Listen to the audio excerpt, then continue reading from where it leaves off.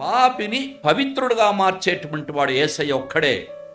ఎలాగైతే రోగిని ఆరోగ్యవంతుడిగా చేస్తాడో డాక్టర్ గారు, ఆ రీతిగా యేసుప్రభు ఒక్కడే పాపులను పవిత్రులుగా మారుస్తాడు. నువ్వు మతంలో చేరద్దు.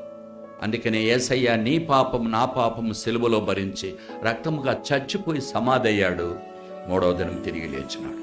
యేసు ఒక్కడే పాపమును, శాపమును, మరణమును, లోకమును, సాతానును, సమాధిని జయించిన జయ వీరుడు, మృత్యుంజయుడు, పాప పరిహారకుడు. పరలోక రాజ్యమునికి ఏకైక మార్గం, సత్యం, జీవం. యేసు నామమునే మానవాళికి రక్షణ.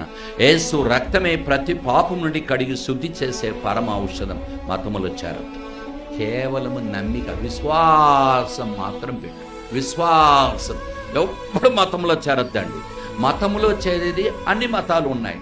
యేసు ప్రభు నేను మత స్థాపకుడు అనలే. నేను మార్గం, the way, not one of the ways.